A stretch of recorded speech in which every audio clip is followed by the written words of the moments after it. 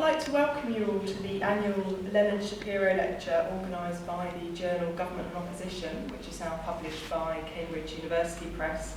My name is Catherine Aideney. I'm one of the co-editors of the journal. My partner in crime is Paul Taggart, just sitting at the end there.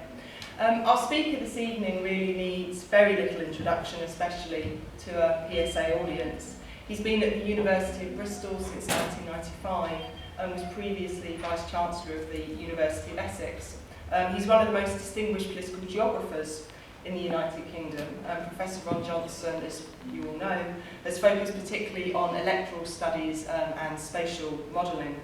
He's an incredibly prolific academic, as one does when one's about to introduce someone. You kind of go through their homepage and look for specific publications, and in this case, so many came out that I could have chosen from.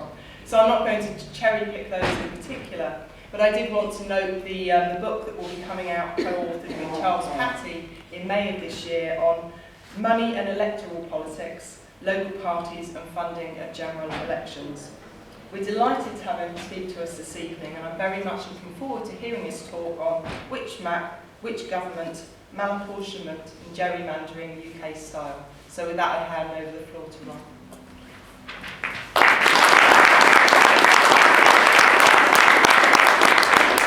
Thanks very much indeed. It's a great honour to have been asked to give this lecture. I'm hoping my throat will last out, if not it's a sinus of the times. I hope the title and the subtitle will become apparent as we move on, but to explain why the title, since the 1974 general elections, we've become used in this country to large governments with substantial majorities, and certainly with substantial lead over the second place party in the House of Commons. But after the 2010 election, we were assured by all the commentators, or at least by John Curtis, that we were entering a period now of home parliaments of small majorities at best. There's been only one exception to that over the period, and that was 1992, when of course John Major only had a majority of 21, which should have been workable if he could only have managed the bastards. But if we're going into a period of more than one election, like the last one, where it's uncertain whether any one party will get a majority, and if one doesn't get a majority, which parties are then going to form a coalition, then how that House of Commons is composed is crucial. And the argument I'm going to give you tonight is that how the map of constituencies is drawn is crucial to that. And what I'm going to be talking about are two elements which we normally associate with American politics as electoral abuses, malapportionment and gerrymandering. And my argument is that both of these operate very substantially in our context. Basically in the British context, I'm going to say firstly nothing about Northern Ireland, with apologies. And because of the operation of both of these, not in the same way they're operated in the United States, but in the particular UK style, the outcome of the next general election could, if things had gone right, have been very different depending on which map was drawn. What we know is, of course, that the drawing of a new map, and I'll discuss in more detail later, was ended just over a year ago, and because of that, the 2015 election will be fought in the same constituencies as the 2010 election. And my argument to you is that if it had been fought in the new constituencies that we thought were going to be there in 2015, we could have had a quite different situation. And quite different when we're talking about 10, 12, 15 seats is crucial when you think of the margins that we had in 2010 and which people think might come again in 2015. We have to remember, of course, that we were told we were going to have a home parliament in 1983. I remember David Butler even wrote a book about it, and we all recall what happened in, well, some of you won't. I can recall what happened in 1983, which was certainly not a home parliament. So, here we go. What I'm going to start with is look at recent election results in this country, and these are three sets of data. The percentage of the votes won by the winning party, the percentage of the seats won by the winning party, and those same two percentages for the second place party. And three things stand out in that graph, in that table to me. and I hope they do to you. The first is one we all know about. That is, the party that wins tends to get a much larger percentage of the seats than it does of the votes. Disproportionality, we know, is a function of our electoral system. The second point to note is that, in fact, if you look at these figures closely, these columns, Labour does a lot better, in general, with the same percentage of the votes than does the Tories. Nothing illustrates this better than the comparison between 2005 and 2010. With 35% of the votes in 2005, Labour got 55% of the seats. With 36% 5 years later, the Tories only got 47.2% and didn't get a majority. But as you look back, you'll see that in general, for about the same percentage of the seats, Labour has done better, same percentage of the votes, Labour has done better than Conservatives in getting seats. And we also see that in terms of when you come second. When Labour has come second, the 4 times when Labour comes second in that suite of elections, their percentage of the seats has always been larger than their percentage of the votes. When the Conservatives have come second, their percentage of the seats has been less than their percentage of the votes. So what does this tell us? This tells us that somehow the electoral system it is operating to the Conservatives' disadvantage.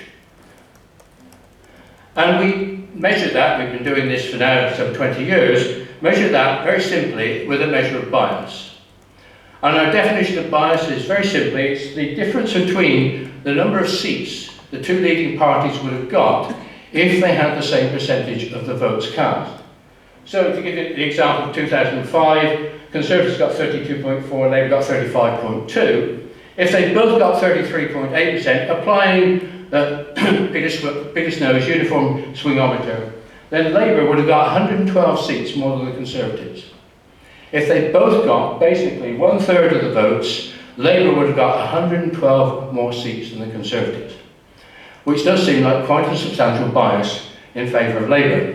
In fact, if you look at the elections around that, in 1997, Labour would have got 82 more seats than the Conservatives with the same percentage of the votes. In 2001, they've got 142 more. Remember, the House of Commons was only 650.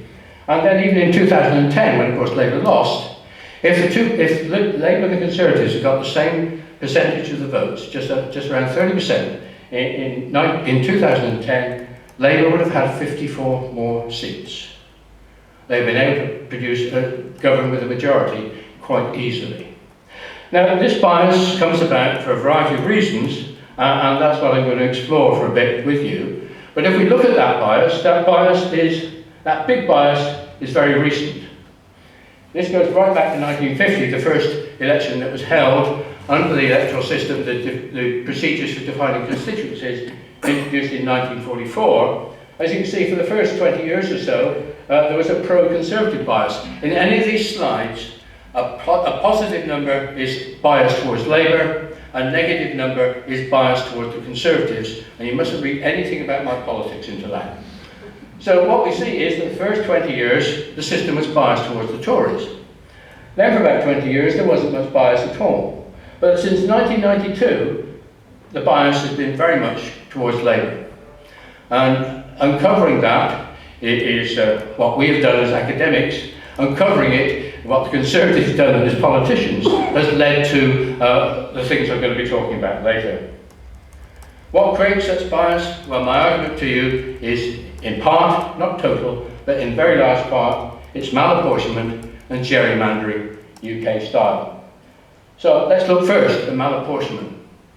Here we've got the first of the sources of malapportionment in the United Kingdom at the present time, and that is the average constituency electorate in the 3 countries, excluding Northern Ireland because they're a separate party system. And the important thing to note, the big thing to note, is that the average constituency in Wales is 15,000 electors smaller than the average constituency in England. It was about the same in Scotland until 2005. The reason there was that Scotland had seats taken away from it after the Devolution Act was passed in 1998. Now, what we all know is, of course, Labour does quite well in Scotland and Wales relative to England, and that is one of the sources of pro-Labour bias. That Labour can win seats with many fewer votes, in effect, than the Conservatives, because Labour are strong in Scotland and Wales, where constituencies are small. The second is that even when you take each individual country, you get variations within the countries. And so this is the data for England in 2010. I've taken the one country because the averages are so different, putting them all together would not make sense. And what we see is that between the first and the third quartiles, in other words, half of the seats in 2010 in England had electorates between 67,000 and 75,000, within around 5 percentage points of the median. If we look at the deciles, we see that between the first and the ninth, that is 80% of all seats, are within about 10% of the median. But then we've got this 20%, some of which have got down to 55,000, and we've got 10%, some of which are up to 109,000. That's the Isle of Wight. So the variation within each country, whether it's England, Scotland or Wales, it's the same pattern. The variation is quite substantial. What we also know is that tends also to favour Labour to a certain extent, for reasons that I can go into more detail if you want later, but basically because a lot of the small seats, though not all of them, are created, particularly in England, in urban areas. There's a third source, and the third source is that over time, population changes, and the consequence of that population change is that the variation gets bigger. So in England, the same constituencies were used in 97, 2001 and 2005. And what we see then is that the median went up about 1,500, the population, the electorate in Niles got bigger, and the gap between the lower and the upper quartile went up from 7,000 to 9,000 to 10,000, and the same with the others. So what you've got is the variation in the size of constituencies increased over time, and again that tended to favour Labour, because the places that were, if not declining, were not growing very fast, tended to be inner city areas, tended to be pro-Labour, and mining industrial areas which are of course being decimated anyhow. So over time, Labour benefited too. So we've got these three malapportionment sources, all of which were favouring Labour. We can take that source out, we can look at the total bias, whether it's 112 in 2005 or 54 in 2010, and using an algebra which I'm sure you don't want me to describe, we can decompose that into its various parts. And what we see is that consistently, these are plus signs, Labour benefits from abstentions. The higher level of abstentions tends to be in Labour-won seats. And so what you get then is that's in effect malapportionment built in a particular way. It needs fewer votes to win a seat with a lot of abstentions than it does in which the seats with which turnout is high. But for the moment, for malapportionment, what we're looking at is here, variations within countries. And that can be split into two parts, the variations between England, Scotland and Wales, and that was in 2010 worth 9 seats to Labour, and then the variations within individual countries, which again was worth 9 seats to Labour. 18 in total, malapportionment out of 54. 1/3 of the bias came about for Labour because of these differences in constituency size. There's a massive difference in terms of geography, but that disappeared in 2010. That's the second part of this three-part lecture, so we come back to that later. So what we get then is malapportionment. It wasn't, when Labour was really doing well, wasn't big, but it was substantial. But now, in the situation we're currently in, malapportionment has been very important to Labour, where we've got tight elections. And we can see this in two particular ways. Firstly, the average electorate in seats won by each party. Well, in 2001, Labour got a seat for every in constituency which averaged 67,500 voters. The Conservatives, 72,000. Conservative seats are bigger. And it takes more effort then. You've got to turn more voters out in order to win them. And that is a disadvantage to the Tories. Labour's side advantage a different way.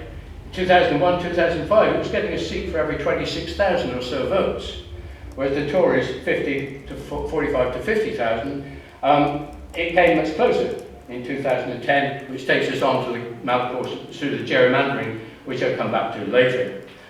We also can note that the Lib Dems do even worse. They only get a seat for every 100,000 or so votes, and until 1997, it was you needed 300,000 votes on average to get one Liberal Democrat seat. And that is a big bias against them in the electoral system. And here we see them then over time. this is the total bias over that sequence of 19 elections due to some variations in electorate size. This is the differences within countries. This is the differences between countries. And as you can see, if you like, the Scotland effect and the Welsh effect became much bigger after the 1980s. And we see this houndstooth variation. Every time the degree of bias towards Labour drops, that's because the seats have been redrawn. The boundary commissions have drawn a new set of constituencies. They try to equalise them as far as possible within the rules, and that works against Labour. So here we see that in 1970, the size bias was worth over 50 seats to Labour. New seats in 1974, it was only worth just over 20. Up it went again, and then down, new set of constituents, up, down. And what we see is, interestingly, the last increase, nothing like as big. After the new seats were introduced in 1997, 2001 and 2005, it didn't increase very much, which suggests that population movement was less than it had been in previous decades. Now, can you tackle this? Can you tackle this malapportionment effect? Well, 3 tries were made before 2011. In 1969, Labour were in government, and the boundary commissions came up with their recommendations. At that stage, and indeed until very recently, the conventional wisdom in British psephology was that every time the constituency map was redrawn, it was worth 20 seats to Conservatives. And Labour, in 1969, when they saw the new constituencies, said, we're going to lose 20 seats. And what they did, for those few of you who can remember, is that the then Home Secretary, who was required to lay the Boundary Commission's recommendations before Parliament, did so, but recommended to his party through the whips that they vote them down, and they did, which is why it's called a calamander. And so it was successful. The 1970 election was fought in the old constituencies rather than in the new ones. Labour lost anyhow, but they might have lost by even more if they'd had the new constituencies. That was their feeling. 1982-83, they tried again. This time Labour was in opposition. And here I suppose I have to make something of an apology, but also claim impact, and of course that's a big thing to claim these days.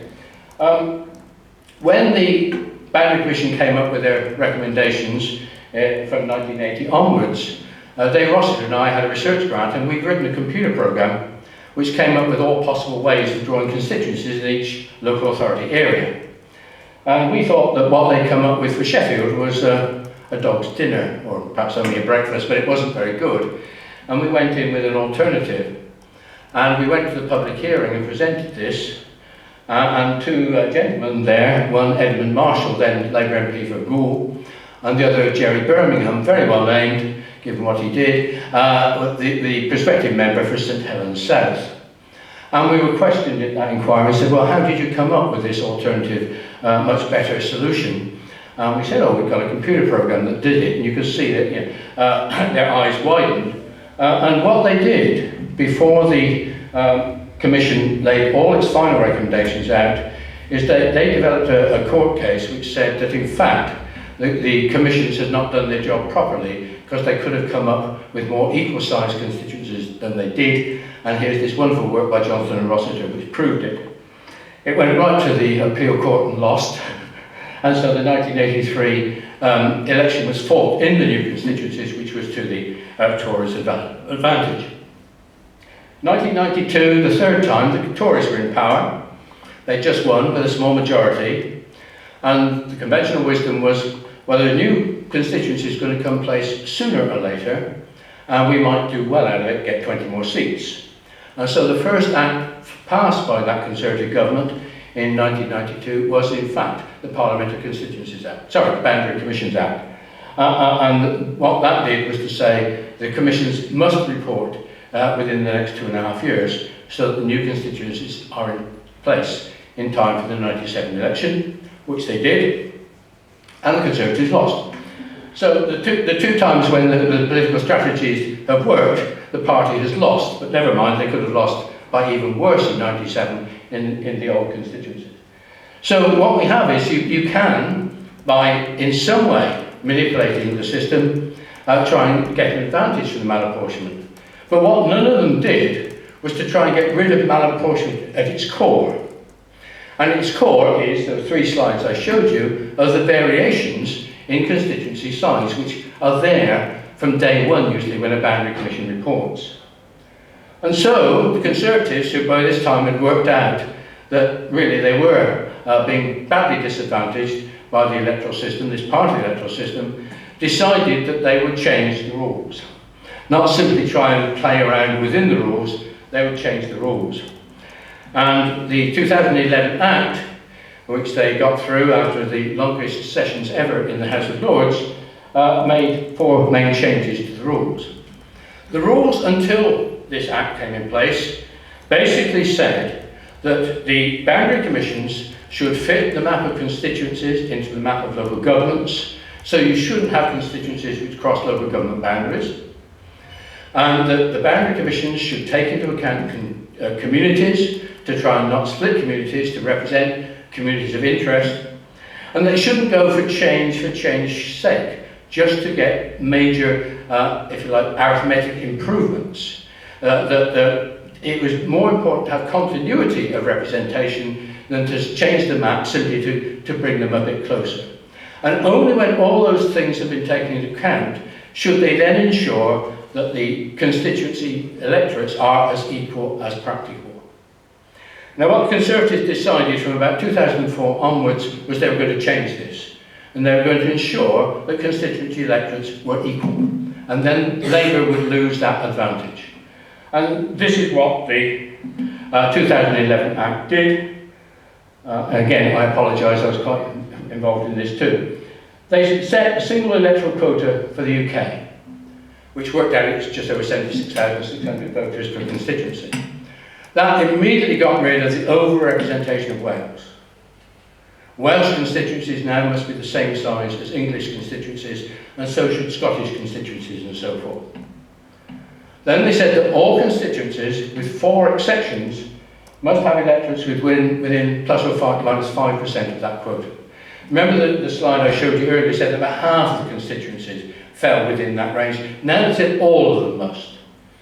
There were 4 exceptions. They were all islands, so this became known as a ferrymander. But basically then, every constituency had to have, to all intents and purposes, the same electorate. Only then could the organic criteria, not crossing local government boundaries, etc., be taken into account. And then finally, they said that redistributions must take place every 5 years. Previously, redistributions were every 8 to 12 years. Before 1992, they're every 10 to 15 years. And basically what that meant was every parliament would be formed on a new set of constituencies. Because at the same time they passed the Fixed Parliaments Act, Fixed Term Parliaments Act, and so the boundary commissions are required by the 2011 Act to recommend a new set of constituencies for the whole of the UK 18 months before the next general election. Therefore, each general election is fought in a new set of constituencies, and that new set of constituencies meets this equality criterion. And as a consequence of that, malapportionment as a pro-Labour bias within the system should disappear. Okay, that's malapportionment, and that's how we almost got rid of it a couple of years ago. And now gerrymandering. Now, we all know what gerrymandering means in the States. It means political parties drawing the boundaries of constituencies to promote their interests and to play down their opponents. And it's normally illustrated by maps of constituencies with amazingly contorted boundaries. What my colleagues Pete Taylor and Graham Gudgeon showed 35 years ago is you don't need contorted boundaries to gerrymander. You can do it with nice round ones or square ones or whatever. It's simply how you fit one geography, the geography of constituencies, onto another geography, the geography of who votes for which party. Gerrymandering like that can't happen in the United Kingdom because the boundary commissions are independent and non-partisan. The commissioners themselves have to be, and so must the assistant commissioners, who in fact advise them when evidence is taken on local public inquiries or whatever. And so the question is, well, why does it come around anyhow? Well, what we know what we've increasingly learned is that the boundary commissions publish their provisional recommendations for each place. So they might produce their provisional recommendations to Swindon, who beat Brentford last week. Justin isn't here. They then go out to public consultation. And it's the same for every local authority across the country. And what you had after the Birmingham and the Jerry Birmingham and Marshall eye-opener is that the parties go along with their evidence to try and change the boundaries. It's gerrymandering by consultation. What they do is they go and say, we don't like what you've come up with, here's an alternative.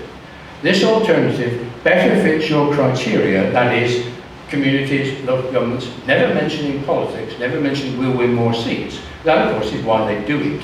There's nothing altruistic at all about it. You might think that if you read Nick Brown's evidence last time round, but it's not true.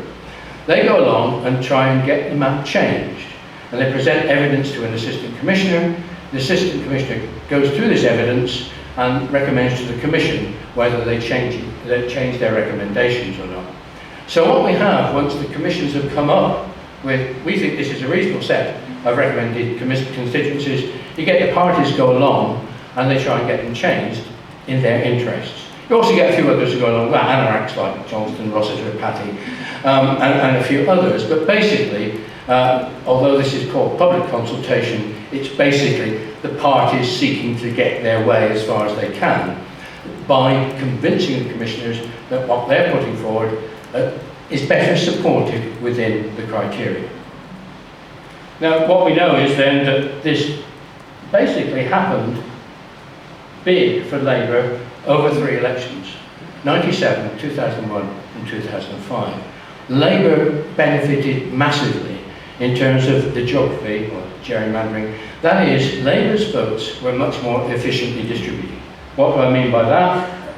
Simple example, we've got a constituency where 50,000 people vote. You don't have abstentions, everybody votes. Party A gets 27,000 votes, Party B gets 23,000. All of Party A's 23,000 votes are wasted. Don't get any seats for those whatsoever.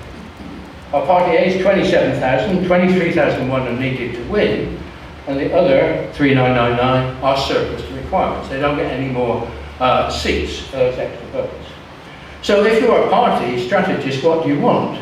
You want to minimise your wasted votes, and you want to minimise your surplus votes. Not quite down to 1, because there might be a slight swing and then you lose the lot. But the basic strategy is lose big, win small. Minimise your wasted and surplus votes, maximise your effective votes. And if we look at the pattern of effective votes, we see that for most of our period from 1950, the Conservatives had up to 45% of their votes effective. Labour were down to 30% in some stages. But here we see those crucial elections, 97, 2001, 2005, when the geography of Labour's votes was much more efficient than the Conservatives. Why? 3 reasons. First, tactical voting, which was bigger then than any other time. Basically, with tactical voting, as we know, if Labour didn't have much of a chance to win a seat, but the Liberals did, some Labour voters would switch to Lib Dems and try and beat the Conservative, and therefore the Labour votes, the wasted votes, were minimised. They weren't wasted on Labour, they were given to the Lib Dems. Similarly, if Labour had a chance to beat the Conservative, Lib Dems had no chance. Lib Dem voters switching to vote Labour, and in some cases helped Labour over the hump, and they won by small majorities, small numbers of surplus votes. So tactical voting helped Labour lose big and win small. The second is swinging of the marginal places. In some parts of the country, basically, Labour are going to win as long as their vote doesn't totally collapse. Coventry is a very good example of that. The vote in Coventry goes up and down, just like the football team. They don't very often go up, do they? But basically, Labour are going to win Coventry's 3 seats. On the other hand, and you'll find the same for the Conservatives in much of, shall we say, rural Suffolk. Basically, the Tories are going to win it. But then you've got other parts of the country which swing with the country as a whole. And Swindon is an excellent example of that. In 2005, Labour won both the Swindon seats. Swing against Labour in 2010, they lost them both. So there's the second cause why, because of this, Labour did so well in 97, 2001, 2005. And then thirdly, there's gerrymandering by consultation, which I've already basically described to you. The 2011 Act changed it. The Conservatives were well aware that in the review of constituencies which took place in the 1990s, which led to the new constituencies for the 1997 general election, Labour beat them hands down in going to the Commission's inquiries with alternatives that they won by. What Labour had done, they put a senior party officer in place 3 years before the review started to come up with an alternative set of constituencies for every part of the country which they thought was in their best interest. They then went to the local party and said, well, if the Boundary Commission doesn't come up with this one, this is the one you're going to support. And they had a few MPs to go along and make sure that the local parties went along with them. They were John Prescott, Jack Cunningham, Margaret Beckett, and Frank Dobson. And not surprisingly, the local parties bowed under in nearly every case. And so what you got was that the Labour Party were going on to inquiries, and the public inquiry was basically crucial. Written evidence was hardly relevant in those inquiries. It was the public inquiry, the oral presentations, and Labour won them hands down. And the Conservatives hadn't the faintest idea what was going on for a while. They were trying to win by-elections, and it was only after Rob Hayward lost the Christchurch by-election that he went along to the next public hearing and realised just how well Labour were organised. It was too late for them. And so what the Conservatives decided when they introduced the 2011 Act was we'd try and at least equal Labour, if not outflank them, by getting rid of local inquiries. We just have written evidence only, and we think we can probably dampen down at least their success.